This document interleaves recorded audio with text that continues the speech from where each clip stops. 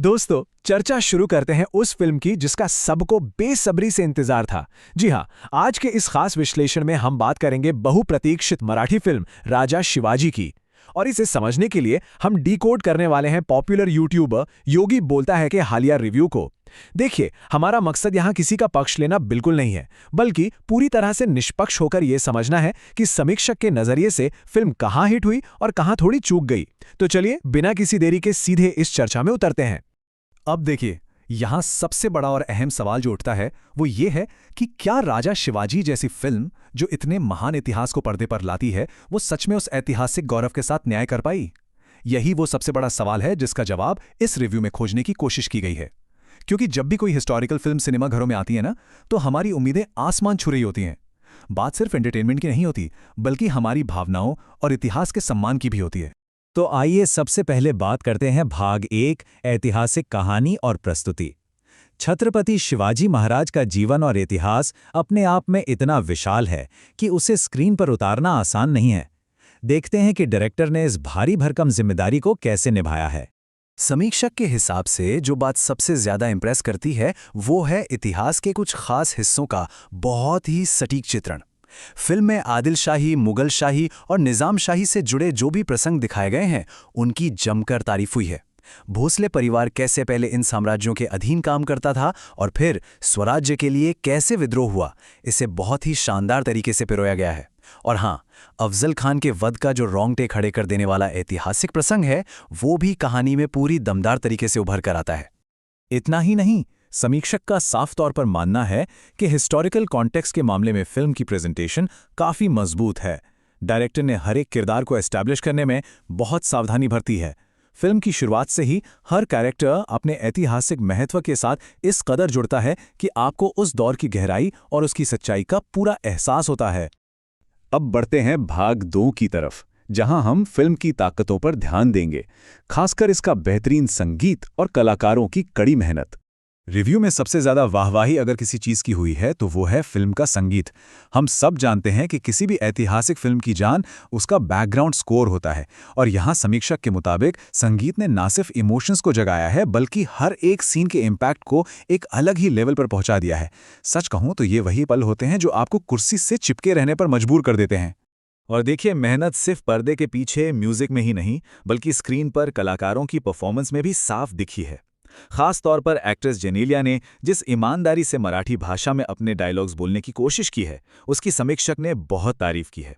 इससे यह साफ पता चलता है कि कास्ट ने अपने किरदारों में जान डालने के लिए काफी पसीना बहाया है। चलिए, अब आते हैं भाग 3 पर, फिल्म की कमजोरियां यानी इसके वीएफएक्स और कहानी की रफ्तार।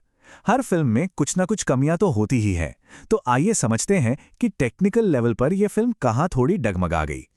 टेक्निकल लेवल पर सबसे बड़ी निराशा तब हाथ लगती है जब सीजीआई ने अफजल खान वाले सीन का पूरा वेट ही खत्म कर दिया। समीक्षक ने साफ कहा है कि असली लोकेशंस का इस्तेमाल करने के बजाय फिल्म विजुअल इफेक्ट्स पर कुछ ज्यादा ही डिपेंडेंट हो गई। खासकर वो सीन जहां एक नकली कंप्यूटर जनरेटेड हाथी दिखाया गया है, भाई उसने उस पूरे ऐतिहासिक पल की सीरियसनेस और उसके भारीपन को बिल्कुल ही मार दिया। कहानी की गति यानी पेसिंग की बात करें तो वहां भी एक बहुत बड़ा असंतुलन देखने को मिलता है। समीक्षक ने ऑब्जर्व किया कि चलिए, पहला हाफ तो फिर भी एक एक्सेप्टेबल स्पीड से आगे बढ़ता है, लेकिन जैसे ही सेकंड हाफ शुरू होता है फिल्म बेहद जल्दबाजी में भागती हुई महसूस होती है। जाहिर सी बात है, इतने विशाल इतिहास को महज 3 घंटे में समेटना बिल्कुल आसान नहीं है, और यही वजह है कि अंत तक आते आते घटनाओं का प्रेजेंटेशन बहुत ही हड़बड़ी भरा लगने लगता है।